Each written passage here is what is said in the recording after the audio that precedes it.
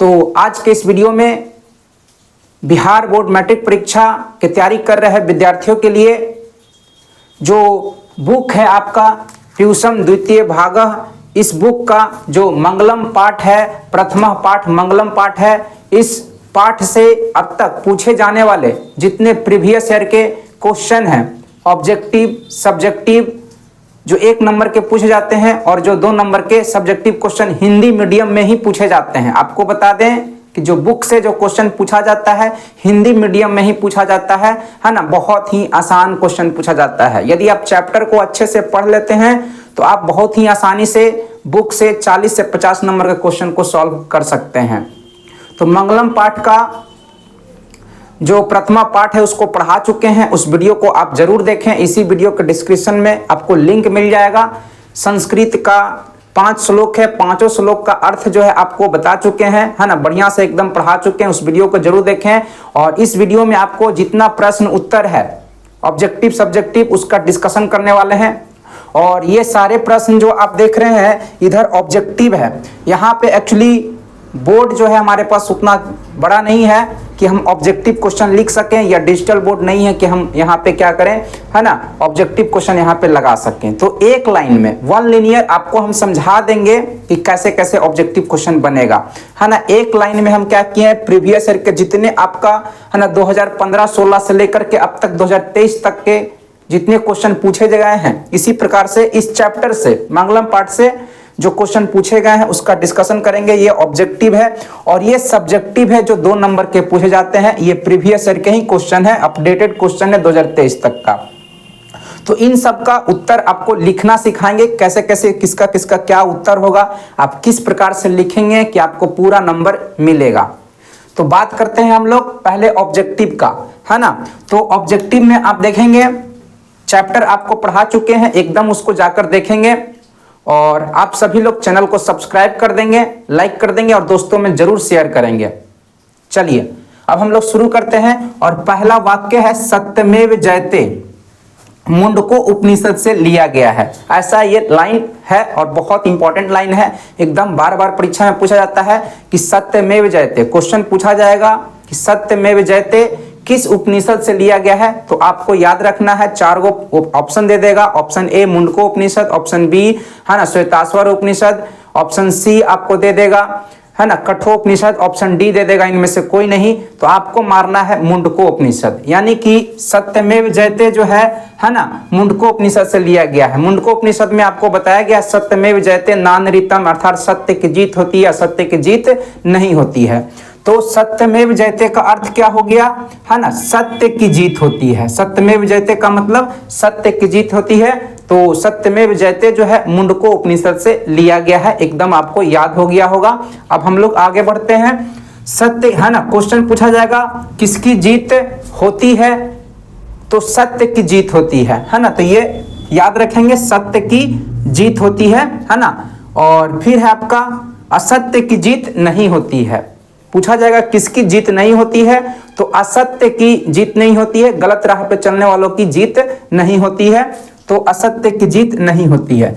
छोटा से छोटा और बड़ा से भी बड़ा क्या है, तो आत्मा है। आपसे क्वेश्चन पूछा जाएगा कि छोटा से छोटा और बड़ा से बड़ा क्या है, तो आपको बताना है आत्मा। ऑप्शन में आत्मा रहेगा, परमात्मा रहेगा, भूत रहेगा, कुछ भी ऑप्शन रह सकता है, लेकिन आपको याद रखना है छोटा से छोटा और बड़ा से बड़ा कौन है, आत्मा जो है छोटा से छोटा है और बड़ा से बड़ा है। अर्णोन्यान महतो महयान, अर्थात आत्मा छोटा से छोटा और बड़ा से बड़ा है। फिर आपका है नदियां अपने नाम और रूप को छोड़ करके समुद्र में मिल जाती है। यहां से क्वेश्चन एकदम घुमा घुमा के पूछता है। आपको याद रखना है कि नदियां जो है अपने नाम और रूप को छोड़ करके कहां, समुद्र में मिल जाती है। तो आपसे क्वेश्चन पूछा जाएगा कौन जो है अपने नाम और रूप को छोड़ करके समुद्र में मिल जाता है, तो नदियां। या पूछा जाएगा कि नदियां अपने किस चीज को छोड़ करके समुद्र में मिल जाती है, तो नाम और रूप को छोड़ करके मिल जाती है। या क्वेश्चन पूछा जाएगा कि नदियां जो है अपने नाम रूप को छोड़ करके कहां मिल जाती है, तो समुद्र में मिल जाती है। आप देख रहे हैं एक लाइन से 3-3 लाइन निकल रहा है। और ये सारे क्वेश्चन आपके एग्जाम में, मैट्रिक की परीक्षा में कभी ना कभी विगत वर्षों में पूछे जा चुके हैं, है ना। फिर आपका है सत्य का मुख हिरण्मय पात्र से ढका हुआ है। आपसे क्वेश्चन पूछा जाएगा कि सत्य का मुख किससे ढका हुआ है, तो हिरण्मय पात्र से ढका हुआ है। आपको टिक करना है हिरण्मय पात्र से या सोने के आवरण से, है ना। इस तरह से करके आपको ध्यान में रखना है। हिरण्मय पात्र का मतलब क्या होता है, हिरण्मय कहा जाता है सोना को, है ना, गोल्ड को कहा जाता है, सोना को कहा जाता है। तो सत्य का मुख जो है हिरण्मय पात्र से ढका हुआ अर्थात सोने के पात्र से ढका हुआ है। फिर आपका मंगलम पाठ में कुल 5 मंत्र हैं, श्लोक हैं। आपसे क्वेश्चन पूछा जाएगा कुल मंगलम पाठ में कितने मंत्र या श्लोक हैं, तो 5 पे आपको क्या करना है, रंगना है, कलर करना है। ठीक है। महान से महान क्या है, आपसे क्वेश्चन पूछा जाएगा महान से महान क्या है, तो आत्मा है। जैसा कि अभी आपको बताया है ना, छोटा से छोटा बड़ा से बड़ा क्या है, आत्मा है। तो वही कहा जा रहा है लैंग्वेज चेंज करके कि महान से महान क्या है, आत्मा है, और सूक्ष्म से सूक्ष्म भी आत्मा ही है। यह संपूर्ण संसार परमात्मा द्वारा अनुशासित है। तो आपसे यहाँ क्वेश्चन पूछा जाएगा कि संपूर्ण संसार जो है किसके द्वारा अनुशासित है, ऑप्शन रहेगा आत्मा, परमात्मा, है ना, इस तरह से करके रहेगा।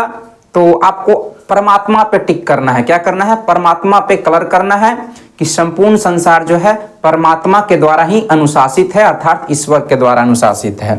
फिर आपका मंगलम जो है कहां से संकलित है, मंगलम जो है आपसे क्वेश्चन पूछा गया है, मंगलम जो है कहां से संकलित है, तो मंगलम जो है उपनिषद से संकलित है। अर्थात मंगलम पाठ जो है कहां से, किस ग्रंथ से लिया गया है, बहुत सारे ग्रंथ हैं, वेद, वेदांग, है ना, तो उपनिषद से लिया गया है। तो आपसे क्वेश्चन पूछा जाए कि मंगलम कहां से, है ना, संकलित किया गया है, तो ऑप्शन रहेगा उपनिषद, वेद, वेदांग, पुराण। तो आपको उपनिषद पे टिक करना है, क्या करना है, उपनिषद पे कलर करना है। तो याद हो गया होगा आपको कि मंगलम जो है उपनिषद से संकलित है। वेद 4 हैं, आपको एकदम ट्रिक के माध्यम से बता दिए हैं पिछले वाले चैप्टर में, है ना, पिछले वाले वीडियो में, इसी चैप्टर के पिछले वाले वीडियो में एकदम उसको देखेंगे। वेद 4 हैं, ठीक है। वेदांग कितने हैं, 6 हैं। एकदम पूछेगा क्वेश्चन कि वेद कितने हैं, 1 2 3 4, तो आपको 4 पे कलर करना है। या पूछेगा कि वेदांग कितने हैं, तो ऑप्शन रहेगा 1 2 3 5 6, तो आपको 6 पे क्या करना है, टिक करना है, कलर करना है। फिर आपका है उपनिषद के रचयिता पूछेगा, उपनिषद जो है ना, उपनिषद के लेखक रचयिता कौन है, तो महर्षि वेद व्यास हैं। कौन है, महर्षि वेद व्यास जो है उपनिषद के रचयिता माने जाते हैं। कौन माने जाते हैं, उपनिषद के रचयिता महर्षि वेद व्यास माने जाते हैं। तो इस प्रकार से ये ऑब्जेक्टिव हुआ, और ये सारे ऑब्जेक्टिव कहीं ना कहीं आपके प्रीवियस ईयर के, है ना, एग्जाम में पूछे हुए हैं। और इस चैप्टर से यदि क्वेश्चन पूछेगा ऑब्जेक्टिव, तो इससे बाहर बनने का चांस ही नहीं बनता है, एकदम यही क्वेश्चन रहेगा।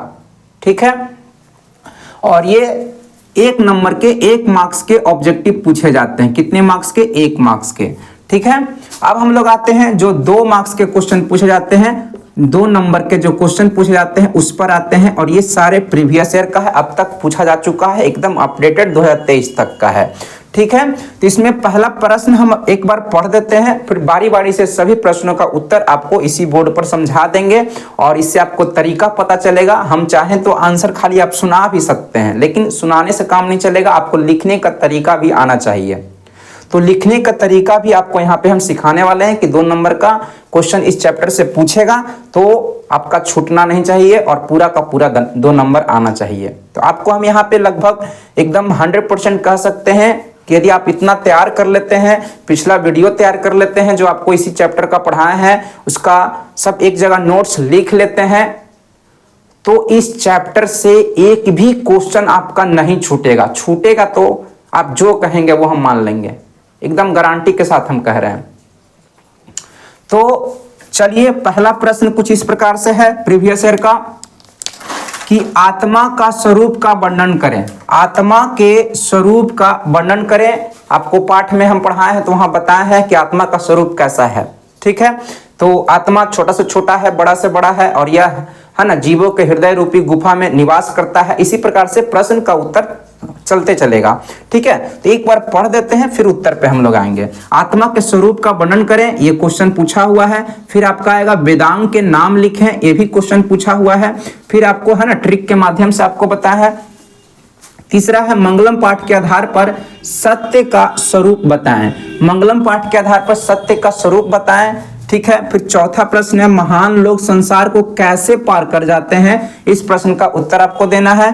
पांचवा प्रश्न है, नदी और विद्वान में क्या समानता है? एकदम पूछा हुआ क्वेश्चन है। फिर आपका 6 नंबर, विद्वान परमात्मा के पास क्या छोड़कर आते हैं? विद्वान जो है परमात्मा के पास आते हैं या जाते हैं तो क्या छोड़ करके जाते हैं? 7 नंबर प्रश्न है, उपनिषद में किसका वर्णन है? उपनिषद में किन बातों का वर्णन किया गया है? ये आपको लिख करके बताना है। फिर 8 नंबर है, नदियां समुद्र में कैसे मिल जाती है? नदियां जो है समुद्र में कैसे मिल जाती है ना, ये आपको लिख करके बताना है। फिर आपका है 9 नंबर, विद्वान मृत्यु को कैसे पराजित करते हैं? विद्वान जो है ना, पाठ के आधार पर आपको बताना है कि विद्वान जो है मृत्यु को कैसे पराजित कर जाता है ना, हरा देता है। 10 नंबर प्रश्न है, मंगलम पाठ का 5 वाक्यों में वर्णन करें। मंगलम पाठ में जो भी बातें आप सीखे उसको 5 गो वाक्य लिखना है, उसमें से 5 वाक्य आपको लिखना है। तो ये सारे प्रश्न जो है पूछे जा चुके हैं। अब हम लोग बारी बारी से सारे प्रश्नों के उत्तर का डिस्कशन करेंगे, है ना, उसको समझाएंगे आपको कि लिखने का तरीका क्या होगा, उत्तर क्या होगा। तो अब हम लोग प्रश्न के जो उत्तर हैं उसकी ओर आगे बढ़ते हैं। और जैसा कि आपको बताया, पहला प्रश्न हमारा है इस प्रकार से, आत्मा के स्वरूप का वर्णन करें। मंगलम पाठ में जो है आत्मा के स्वरूप का वर्णन किया गया है। और आत्मा जो है, जैसा कि मंगलम पाठ में बताया गया है, मंगलम पाठ के आपके कठोपनिषद में, किसमें? मंगलम पाठ में आप एक श्लोक पढ़ेंगे, है ना, कठोपनिषद मंगलम पाठ में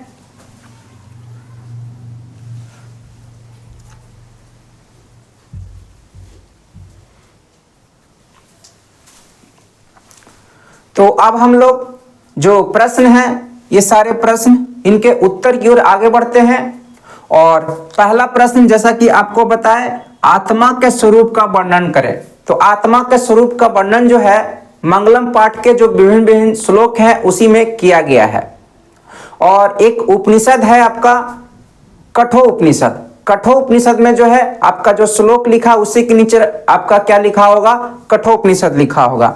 देख सकते हैं यहाँ पे आपका श्लोक संख्या जो है दूसरा जो श्लोक देख रहे हैं यहाँ पे कठ लिखा हुआ है शॉर्ट में, या इसका अर्थ हुआ कठोपनिषद। तो कठोपनिषद जो है उसमें आत्मा के स्वरूप को बताया गया है, जिसमें कहा गया है कि आत्मा जो है सभी जीवों के हृदय रूपी गुफा में क्या करता है? निवास करता है।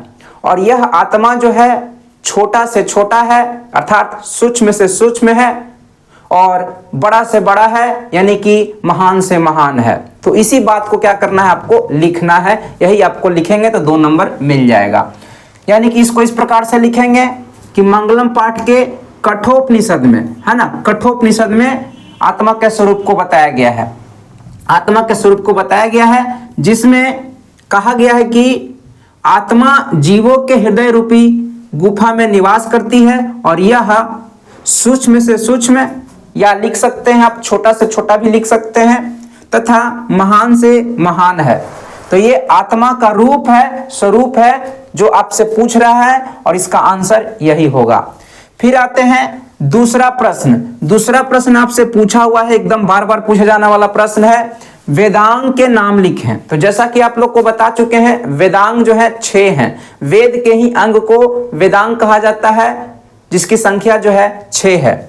तो इस प्रकार से आप लिखेंगे, वेदांग 6 हैं, जिसके नाम निम्न है या निम्नलिखित है ना, पॉइंट वाइज देखकर लिखेंगे। निरुक्त, शिक्षा, कल्प, व्याकरण, ज्योतिष, छंद। और इसको याद करने का ट्रिक भी आपको बता चुके हैं, है ना। इसको वेदांग के नाम को याद करने का ट्रिक जो है आपको एकदम बता चुके हैं। निशा कब जाए 6, नि से निरुक्त, सा से शिक्षा, क से कल्प, ब से व्याकरण, जय से ज्योतिष, छ से छंद, है ना।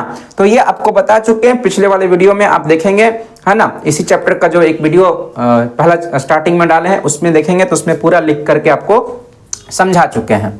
ठीक, तो दूसरे प्रश्न का उत्तर इस प्रकार से लिखेंगे तो आपको 2 नंबर एकदम मिल जाएगा। तीसरा प्रश्न की बात करते हैं। तीसरा प्रश्न पूछा गया है, मंगलम पाठ के आधार पर सत्य का स्वरूप बताएं। सत्य का स्वरूप बताना है। तो मंगलम पाठ में एक उपनिषद है, जिसका नाम है मुंडको उपनिषद, है ना। श्लोक के नीचे ही आपका उपनिषद का नाम लिखा हुआ है। तो मुंडको उपनिषद में जो है सत्य के स्वरूप को बताया गया है, जिसमें कहा गया है कि सत्य जो है, सत्य की ही हमेशा जीत होती है, असत्य की जीत नहीं होती है। और सत्य के राह पर, सत्य के पथ पर, सत्य के मार्ग पर चलकर ही आप देवलोक को प्राप्त हो सकते हैं, स्वर्ग को जा सकते हैं। ठीक है, तो यही आपका सत्य का स्वरूप बताया गया है। तो इसको इस प्रकार से लिखेंगे कि मंगलम पाठ है के मुंडको उपनिषद में, किसमें, मुंडको उपनिषद में जो है सत्य के स्वरूप को बताया गया है, जिसमें कहा गया है कि सत्य की जीत होती है, सत्य की जीत होती है, असत्य की जीत नहीं होती है। सत्य के मार्ग पर चलकर देवलोक अर्थात स्वर्ग की प्राप्ति की जा सकती है। इसी प्रकार से आप उत्तर लिखेंगे। इन प्रश्नों का उत्तर क्या करेंगे, आप कॉपी में नोट डाउन कर लेंगे। ठीक है, तो अब हम लोग तीसरे प्रश्न के बाद चौथे और पांचवें प्रश्न की ओर आगे बढ़ते हैं।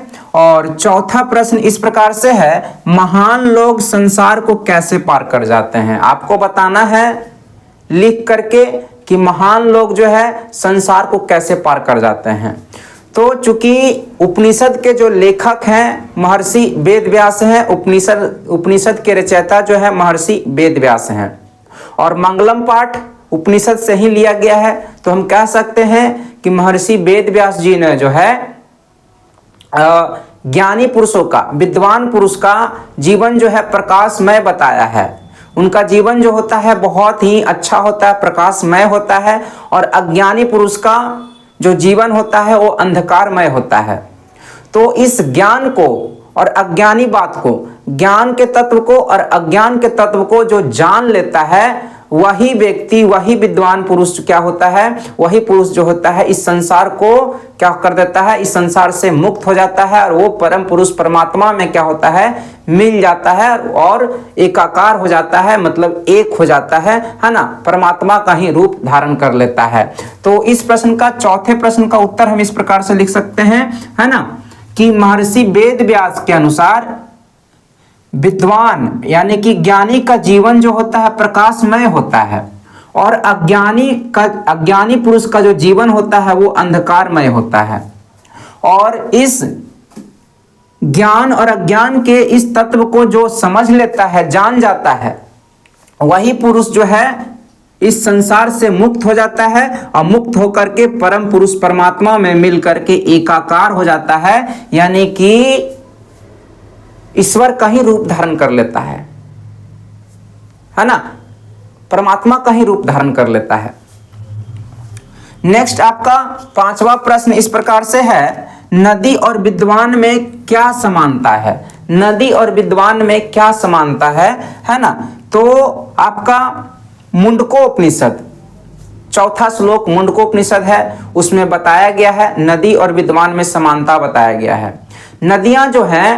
नदियां जो हैं विभिन्न प्रकार की नदियां, गंगा, यमुना, आपका गोदावरी, कृष्णा, ये सभी नदियां, ब्रह्मपुत्रा गिर करके कहाँ मिल जाती है, समुद्र में मिल जाती है, और सबका पानी जो है एक जैसा खारा हो जाता है, सब एक रूप का हो जाता है ना। हम समुद्र में ये नहीं कह सकते हैं कि ये गंगा का पानी है या ये कृष्णा का पानी है या गोदावरी का पानी है, सब पानी एक हो जाता है। क्या हो जाता है, एक हो जाता है। तो नदियां जो है बहते बहते बहते अपने नाम को, अपने रूप को छोड़ करके कहाँ मिल जाती है, समुद्र में मिल जाती है, और वहां समुद्र का रूप धारण कर लेती है। ठीक उसी प्रकार का समानता जो है विद्वान पुरुष में देखने को मिलता है।